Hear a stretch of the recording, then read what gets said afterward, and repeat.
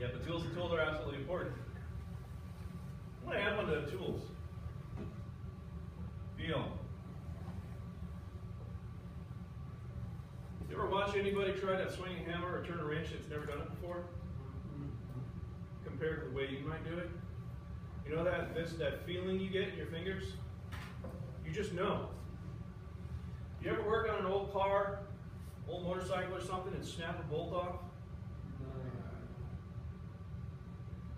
You probably experienced that more when you were first starting to use tools than you probably do now, if you've more experienced at it. Now you can tell, you know, this thing's going to strip, this thing's going to break, I just know it. I'm going to stop right now. You know that? You don't all know that feeling I'm talking about? Can you explain that to anybody? I can't explain it to you. You just know it. You got to feel it. You got to have that feeling in you. That's one of the reasons why we do what we do, is because we have that touch sensation. We have that visceral connection between our bodies and things. How many of you agree with this statement? I can put my hand on something and understand things about it. I can understand what it's going through. If it's having a hard time, if it's a struggling machine, I can tell that it's struggling somehow. You feel that way?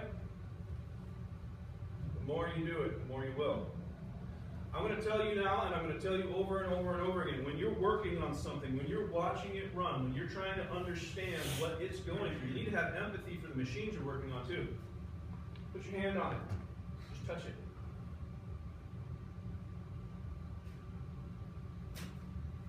Good to meet you.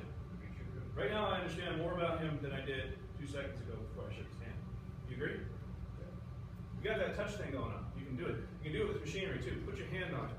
Get to know it, get to learn it, get to understand it. When I was a little boy, my dad worked in a wastewater treatment plant.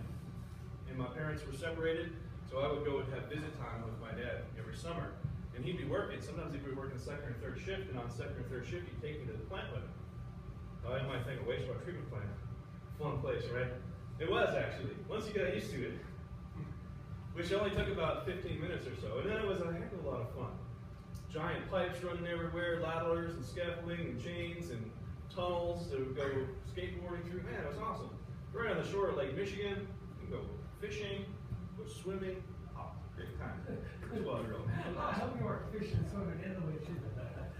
Actually, yes. They had a tank. They had these multi-$1,000 gallon tanks. Actually, giant concrete pits. They're about 20 feet deep, 30, 40 feet deep. And they weren't using one, so they filled it with lake water. And so they go fishing on lunch break, catch some fish, and they throw them in the tank. So then they wouldn't have to walk so far to go fishing on lunch. They would just go fishing in the tank. It's just fresh lake water, so yeah, go swimming in there. Get kissed by a Chinook. It's pretty cool. Yes, sir. One of my brother taught me is dexterity. He brought it to my attention. He's an engineer and an architect. And he finds that he does all his little detail work with his left hand, even though he's right-handed. Really? And so I find, especially like when I'm wiring boilers and whatnot, is the ability to use both hands to do the task. And sometimes I find my left hand does the task better than my right hand.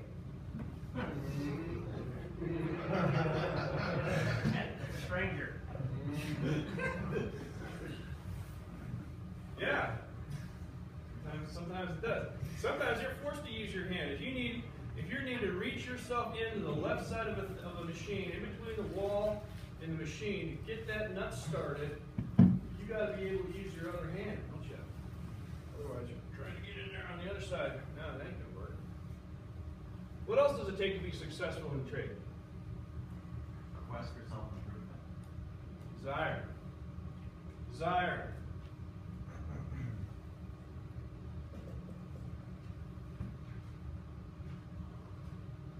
No quit attitude. You got that one? Persistence.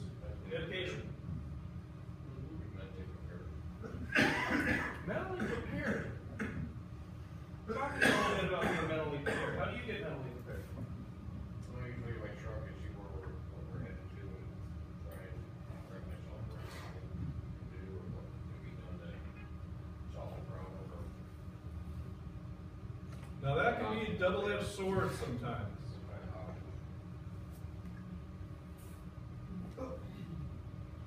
driving to the call, you're thinking about what you're about to encounter based on the description you've gotten from your dispatcher, what the customer said they wanted.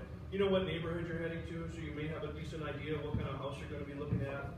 You might have a basic idea what kind of socioeconomic status your homeowners might be. You kind of already got an idea how you might relate to them. Little ideas, little clues like that. But that could be a double-edged sword because you might start thinking know what the problem is before you get there. It can't be judged. Could be some absolutely other thing. So that's back to what Mark was saying about having that open mind, right? But yeah, mentally preparedness. To go along with that, when I put on my service uniform, I've got my work boots on my feet, I got my work pants on my legs, I've got my belt on, I've got my Leatherman right here, my flashlight right here, my cell phone right here. I feel them all the time. I got my shirt on, buttons up, I got a pocket here, I got a pocket here. I got my pen here, I got my other pen here, my Sharpie here, and I probably got something, my notepad in this pocket here. That's my gear. That's my uniform. If I try to go do my job wearing my normal street clothes, I feel like I can't think straight. You ever feel that way? You go downstairs to change your own filter and you feel like it didn't work. What the heck? You got your uniform on, you're like, no problem. It has to do with that mental preparation. All right, now let's move on to the next step. These are all great things. A lot of these are things that are required to be successful in life, but it's not necessarily what's required to be successful in trades. I want to break it down. What's all that's required to be successful in trades? Yeah, you got to have some kind of physical attributes, but guess what? There's a lot of really small, not strong people out there doing account work. There's a lot of really big, fat people doing it too. It's not what it's all about. Speaking of which, we're in a labor crisis. You ever hear about that? Oh yeah.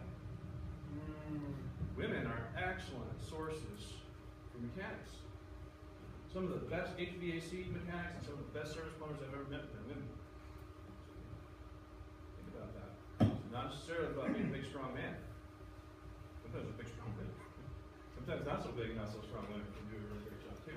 Here's other things that I want to diffuse out of this, and this is what I really want to hit. No particular order. Practice.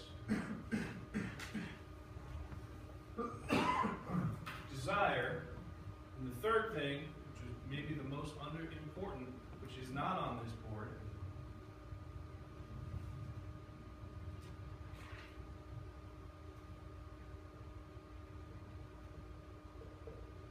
Understanding.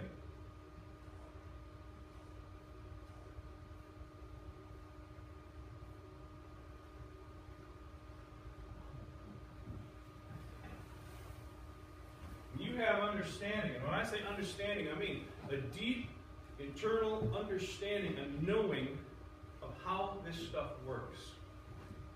When I have that, I don't have to know the details about how that particular unit heater works. I don't need to know that. I need to know how energy is transferred. That's what I really need. That's what I really need to understand. If I can understand that, I can figure just about anything else out. That's what I really need to focus on. So when I'm focusing on knowledge, what I really want to get is understanding. There's a difference between knowledge, facts, figures, and understanding. When you have knowledge of a Carrier 58SXB, that's one thing. But can you transfer that knowledge over to a Lennox G60? Maybe you can, maybe you can't. But if you have understanding, you don't need to know the specifics about either one of those things. Until you get to the point where you realize there's something specific about this machine that I need to know more about. Then you can get that specialized knowledge. But understanding is what you really need. And as we go through our time together over the next year, we're going to be continuously working from this point. We're going to work from the very most basic baseline of understanding and build everything off of that. Because all of the knowledge in the world does nothing for you unless you have that understanding to help you guide how to apply that knowledge. I was reading a book the other day, and I came across a line that I thought was excellent. It said, the major failure, I'm paraphrasing, it's not exact because I don't memorize stuff. The major failure of our educational institutions today is the failure to educate people on how to apply knowledge once they have received it. Correct. It's all about the application. It's all about where the rubber meets the road. How many of you guys been to trade school? So those of you who've been to trade school, have you had the experience where you get out of trade school and you find yourself knowing all these facts and figures, and then you get in front of something and you don't know exactly what to do? But that's the disconnect there. That's what we're going to teach you. Then another one, I hope you haven't experienced this, is you get out in the field and you start quoting facts and figures to the men who've been on the job longer than you, and eventually somebody gets irritated and says, all right, now stop. Forget all the crap you learned at school. This is how I want you to do it. Just do what I show you and be quiet. When I ask that in a lot of groups, a lot of people raise their hands. So if you're not raising your hand, good. If you're thinking, man, I remember that. All right, good. Let's move on and get beyond that. All of these things are important, but all of these things can come from a core of understanding. If I have a core of understanding, that requires dedication to achieve, which is the same as persistence. Of course, you need tools to do your job, but you don't need all the tools to do your job. When I first started out, man, I'm like, man, I need tools. I collect tools like crazy. And then after I got to the point where I lost most of those tools, got tired of buying them again, I started realizing I didn't really need a whole heck of a lot of tools actually. It was more about what I understand. I figured out that I could do 99% of my job with a 11-in-1 screwdriver, a crescent wrench, and a multimeter, and a flashlight. And that's it. All the other stuff on the truck is, I used to call it, I was never good at organizing my trucks. I used to call it pile technology. My organizational system is pile technology. And my thinking was, if I can't reach in and grab it off the top of the pile, I don't really need it. It didn't always work out. It's kind of like a pyramid scheme, an upside down pyramid. So understanding is where we're going to come from. And I'm going to be talking about a lot of things that you might wonder to yourself, why are we talking about this? Why is this important? This is why it's important.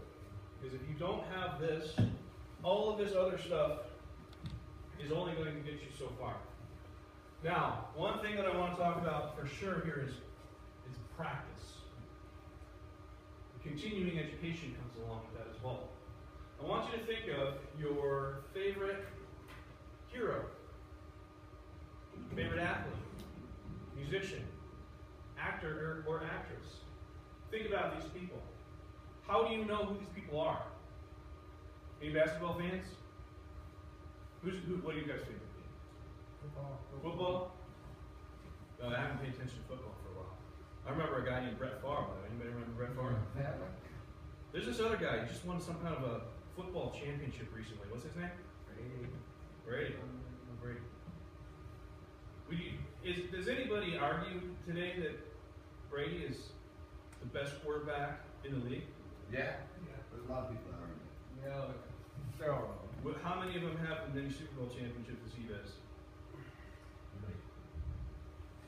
So now what do you think? Proof's in the pudding, isn't it? Cheers.